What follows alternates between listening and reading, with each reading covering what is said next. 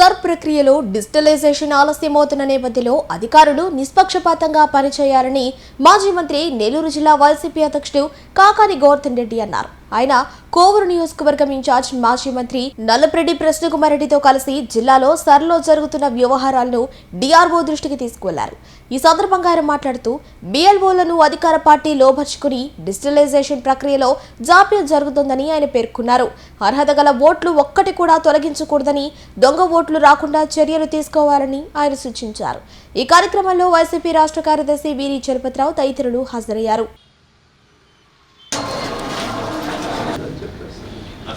Monitor చేసి మా request రోజు మానిటర్ చేసినటువంటివి ఒరిజినల్ గా 2002 ఓట్లు ఉండే వచ్చేయాలి. అవి కూడా రాలే ఇప్పటికి. కరెక్ట్గా 10 రోజులు కలెక్టర్స్ కూడా అడిగారు సార్.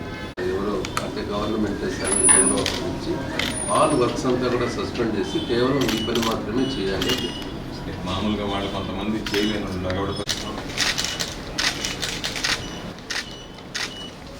ఉత్తర రాష్ట్రంలో సర్ ప్రక్రియ ప్రారంభించిన తర్వాత అనేక రకాలైనటువంటి ఇబ్బందులని ఈరోజు ఇటు ప్రజలు, ప్రతిపక్ష పార్టీలు గమనించేటువంటి పరిస్థితి. అందుకనే గతంలో ఒకసారి వెళ్ళి కలెక్టరేట్లో అర్జీ కూడా ఇచ్చాం. మరలా ఈరోజు ప్రసన్న అన్న ఆధ్వర్యంలో అటు కోవూరు నియోజకవర్గానికి సంబంధించి, నెల్లూరు జిల్లాకు సంబంధించి అనేక రకాలైనటువంటి అవరోధాలు, ఇబ్బందులు ఉన్నటువంటి విషయాన్ని కూడా ఈరోజు కలెక్టరేట్లో వెళ్ళి కలెక్టర్ గారిని కలవాలని చెప్పి వచ్చాం. డిఆర్ఓ గారికి దానికి సంబంధించినటువంటి వివరాలన్నీ కూడా తెలియజేసి వినతి పత్రం సమర్పించడం జరిగింది. ఇక్కడ అనేక రకాలైనటువంటి అవరోధాలు కనిపిస్తున్నాయి మాకు. ఒకటి, ఎన్యూమరేషన్ ఫార్మ్స్ బిఎల్ఓలు ఇచ్చేశారు. సరే, కొన్ని దగ్గర మా బిఎల్ఏలకు సంబంధం లేకుండా ఇచ్చారు. కొన్ని దగ్గరలో దానికి సంబంధించినటువంటి డేటా ఏదైతే ఉందో అది చోరీకి గురైంది. రకరకాలైనటువంటివన్నీ కూడా ఈరోజు చంద్రబాబు నాయుడు ఆధ్వర్యంలో తెలుగుదేశం ఈ కూటమి ప్రభుత్వం అనేక రకాలైనటువంటి వింత పోకడలకు పోవడం, విన్యాసాలు ప్రదర్శించడం జరుగుతుంది. అందులో భాగంగా మనం చూసాం, నెల్లూరు జిల్లాకు సంబంధించి రాజ్యాంగ వ్యవస్థలో ఒకడైనటువంటి మంత్రిగా ఉన్నటువంటి ప్రభుత్వంలో భాగస్వామ్యమైనటువంటి నారాయణ గారే ఆ కమిషనర్తో కలిసి ఏ విధంగా మాట్లాడాడనేటువంటిది అది మొన్న మా నాయకుడు జగన్మోహన్ రెడ్డి గారు కూడా విలేకరుల సమావేశంలో స్పష్టంగా వివరించడం, వినిపించడం జరిగింది. కాబట్టి ఒక పక్క బిఎల్ఏలకు సంబంధించి ఆ బిఎల్ఓలను ప్రలోభ పెట్టడం, వాళ్ళతో సమావేశాలు ఏర్పాటు చేయడం, వాళ్ళ మీద వీళ్ళు ఆధిపత్యం చెలాయించడం, వాళ్ళకి ఎన్నికల కమిషన్ పక్కన పెట్టి ప్రభుత్వం సూచనలు సలహాలు ఇవ్వడం ఒక పక్క జరుగుతుంది. దానితో పాటు ఈరోజు ఈ ప్రక్రియ ఏదైతే ఉందో సర్ ప్రక్రియ అది వేగవంతంగా పూర్తి కావడం లేదు. అందుకనే దానిని నిశ్చితంగా గమనించినటువంటి, సమీక్షించుకున్నటువంటి ప్రసన్న ఈరోజు కోవూరు నియోజకవర్గానికి సంబంధించి ఎన్యూమినేషన్ ఫారంల డిస్ట్రిబ్యూషన్ అయిపోయాయి, కానీ డిజిటలైజేషన్ వెనకబడ్డాం. కాబట్టి 30% కూడా పూర్తయ్యేటువంటి పరిస్థితి లేదు. అక్కడ ఎస్టీలు ఉన్నారు, వాళ్ళకి సంబంధించినటువంటి ఫోటోలు తీసుకొచ్చి ఇవ్వాలి అంటే కొంతమంది అభ్యంతరాలు చెప్తున్నారు.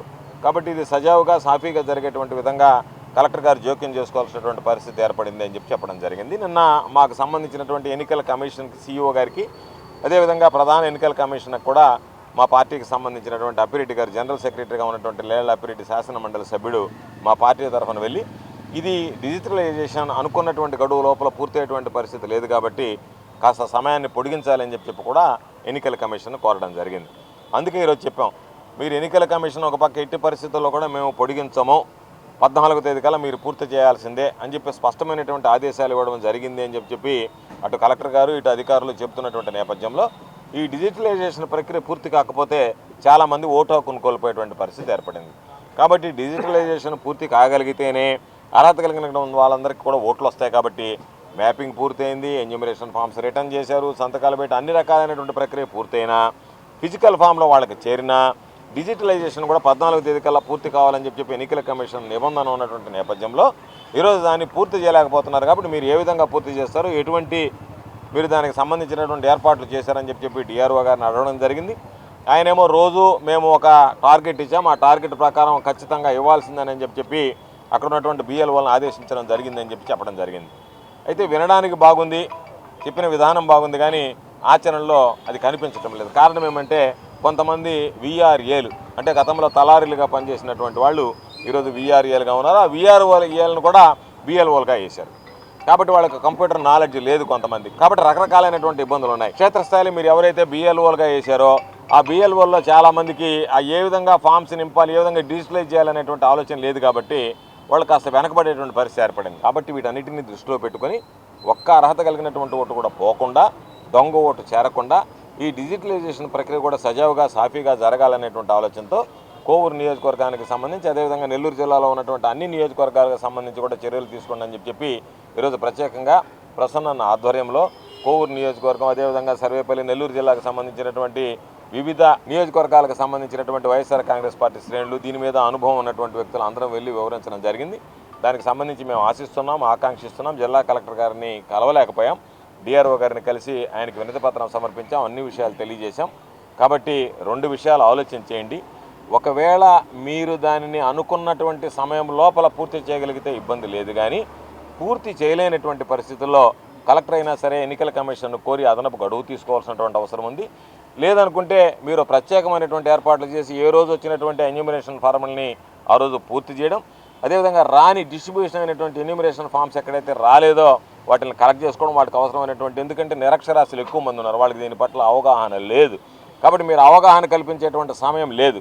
కాబట్టి మీరే చొరవ తీసుకొని మీరే బాధ్యత తీసుకుని వాటికి సంబంధించినటువంటి ఎన్యూమరేషన్ ఫామ్స్ ఏదైతే డిస్ట్రిబ్యూట్ చేశారో వాటిని కలెక్ట్ చేసుకోవాలా, కలెక్ట్ చేసి డిజిటలైజ్ చేయాల్సినటువంటి అవసరం ఉంది. కాబట్టి మేము దాని మీద ఒక స్పష్టమైనటువంటి ఆయనకి అన్నీ కూడా సూచనలు సలహాలు కూడా ఇవ్వడం జరిగింది. ఖచ్చితంగా చేస్తామని చెప్పి డిఆర్ఓ గారు కూడా హామీ ఇవ్వడం జరిగింది. కాబట్టి రాబోయేటువంటి ఈ 10 రోజులు కూడా మాకు సంబంధించినటువంటి స్థానికంగా ఉండేటువంటి వైఎస్ఆర్ కాంగ్రెస్ పార్టీ నాయకులు కార్యకర్తలు అందరం కూడా అధికారులతో సమన్వయపరచుకొని మా అందరి లక్ష్యం, మా అందరి ఉద్దేశం ఒకటే లక్ష్యంతో పనిచేస్తున్నాం. ఎక్కడ కూడా ఒక్క దొంగ ఓటు కూడా ఉండకూడదు, అర్హత కలిగినటువంటి ఓటు పోకూడదు అనేటువంటి లక్ష్యంతో పనిచేస్తున్నాం. పార్టీలకు అతీతంగా పనిచేసేటువంటి ప్రక్రియ, అందరం కలిసి పనిచేసేటువంటి ప్రక్రియ. కాబట్టి దీనిలో ఎక్కడ కూడా ఎటువంటి జాప్యం లేకుండా అనుకున్నటువంటి సమయంలో నిర్దేశించినటువంటి సమయం లోపల ఆ లక్ష్యాన్ని చేరుకునేటువంటి విధంగా మేము చర్యలు చేపడుతున్నామని చెప్పి అధికారులు చెప్పారు. వాటిని మేము కూడా సమీక్షించుకుంటాం, మేము కూడా పరిశీలించుకుంటాం. అవసరమైతే మరలా కూడా అధికారులను కలిసి ఖచ్చితంగా ఒత్తిడి తెచ్చి మాకు సంబంధించినటువంటి అర్హత కలిగినటువంటి ఒక్క ఓటు కూడా వైఎస్ఆర్ కాంగ్రెస్ పార్టీ కోల్పోవడానికి సిద్ధంగా లేదు. కాబట్టి మాకు సంబంధించినటువంటి ప్రతి ఓటు వైఎస్ఆర్ కాంగ్రెస్ పార్టీ దాన్ని నిలుపుకునే దానికి ప్రయత్నం చేస్తాం. అదేవిధంగా మా ప్రత్యర్థి పార్టీలు ఏదైతే ఉన్నాయో ప్రత్యర్థులు అందరూ ప్రత్యర్థులే. ఈరోజు జనసేన, బీజేపీ, తెలుగుదేశం అందరూ ప్రత్యర్థి పార్టీలు అందరూ ఒకటైనా సరే ఎన్నికల్లో మేము పోరాడాం, ఎన్నికల్లో మేము వాళ్ళకి సంబంధించి ఎదుర్కొన్నాం. అదేవిధంగా ఈ ప్రక్రియలో కూడా మేము ఒక్కరమే వైఎస్ఆర్ కాంగ్రెస్ పార్టీ ఒక్కరమే ఎదుర్కోగలం. మా గుండె ధైర్యం ఉంది, దానికి సంబంధించినటువంటి అవగాహన ఉంది. అన్ని విషయాల్లో మాకేం భయం లేదు. కానీ అధికారుల్ని దాని విషయంలో నిష్పక్షపాతంగా ఎక్కడా కూడా పారదర్శకంగా పక్షపాత వైఖరి ప్రదర్శించకుండా సహకరిస్తే ఈ ప్రక్రియ పూర్తవుతుంది. వైఎస్ఆర్ కాంగ్రెస్ పార్టీ సానుభూతి పరులు ఓట్లు వేయాలి, ఎత్తివేయాలనేటువంటి దుర్మార్గమైనటువంటి ఆలోచన కానీ తెలుగుదేశం పార్టీకి సంబంధించినటువంటి దొంగ ఓట్లు చేర్చుకుని దాని ద్వారా గెలుపొందాలనేటువంటి దురదృష్టకరమైనటువంటి ఆలోచన కానీ దయచేసి తెలుగుదేశం పార్టీ చేస్తున్నటువంటి పరిస్థితుల్లో అధికార యంత్రాంగం వాటిని నిలువరించి న్యాయబద్ధంగా, చట్టబద్ధంగా, రాజ్యాంగబద్ధంగా ఎన్నికలు నిర్వహించేటువంటి విధంగా, అర్హత కలిగినటువంటి ప్రతి ఒక్కరికి ఓటు ఉండేటువంటి విధంగా, అర్హత లేనటువంటి వ్యక్తులు ఓటు తొలగించేటువంటి విధంగా వైఎస్ఆర్ కాంగ్రెస్ పార్టీ కృషి చేస్తుందని ఈ సందర్భంగా తెలియజేస్తున్నాను. జిల్లా కలెక్టర్ గారిని అడగాల, సార్ ఏం వాళ్ళు చేసుకునేటువంటి పాపం, వాళ్ళు వస్తే మీరు ఎందుకు కనపడడం లేదు? ఈరోజు కూడా మేము చెప్పాం, జిల్లా కలెక్టర్ గారికి ఫోన్ చేసి చెప్పాం, ఉంటామన్నారు, లేరు. బహుశా మేము అడిగేటువంటి ప్రశ్నలకి ఆయన సమాధానం చెప్పలేనటువంటి స్థితిలో ఉన్నాడేమో తెలియదు. ఎందుకని మొహం చాటేస్తున్నాడు. కమిషనర్ పైన చర్యలు తీసుకోమని గతంలో వచ్చి రిప్రజెంటేషన్ ఇచ్చాం, ఆయన చర్యలు తీసుకుంటాడని చెప్పని అన్నాడు. షోకాజ్ నోటీస్ ఇచ్చామన్నారు, కానీ షోకాజ్ నోటీస్ ఇచ్చినట్టు ఎక్కడ మీడియాలో కూడా బయటకు రాలేదు. కాబట్టి దాని మీద జిల్లా కలెక్టర్ గారు ఏం రిపోర్టు పంపించాడో, జిల్లా కలెక్టర్ గారు నారాయణ ఎదిరించి రిపోర్టు పంపించగలడా? నారాయణ ఊరుకుంటాడా రిపోర్టు పంపిస్తే? నారాయణ ఎంత పరపత కలిగినటువంటి మనిషి. నారాయణ వేయించుకున్నటువంటి వ్యక్తి మీద తాను చెప్పినట్టుగా ఐటీడీపీ గురించి మాట్లాడేటువంటి వ్యక్తి మీద చర్యలు తీసుకునేదానికి నారాయణ అనుమతించాలి కదా. ఇప్పుడు జిల్లా కలెక్టర్ అనుమతిస్తాలంటే నారాయణ అనుమతిస్తే జిల్లా కలెక్టర్ గారు పనిచేస్తాడు. నారాయణ అనుమతిస్తానో లేకపోతే ఒక ఎమ్మెల్యే అనుమతిస్తానో పోలీసు వాళ్ళు కేసులు కడతారు. తప్పు చేసినటువంటి వాళ్ళ మీద కేసులు పెట్టాలన్నా కూడా ఎమ్మెల్యేలు, తెలుగుదేశం పార్టీ నాయకులు అనుమతి కావాలి కదా. అందుకే న్యాయబద్ధంగా వ్యవహరించాలన్నా ఏం చేయమంటారు సార్? పెన్ను పెట్టాలంటే పేపర్ మీద చూసి పెట్టాల్సినటువంటి పరిస్థితి చెయ్యాలా, లేకపోతే ఆయన దొరకకపోతే ఆయన కింద ఉండేటువంటి చోట నాయకుడు ఎవరో ఒకరితో మాట్లాడి చేయాలనేటువంటి పరిస్థితి. కాబట్టి అటువంటి నేపథ్యంలో మేము మా పోరాటం అయితే కొనసాగుతుంది. న్యాయబద్ధంగా దీన్ని పూర్తి చేయమని చెప్పి అందరినీ అన్ని రకాలైనటువంటి అధికారులను కూడా సంప్రదిస్తాం.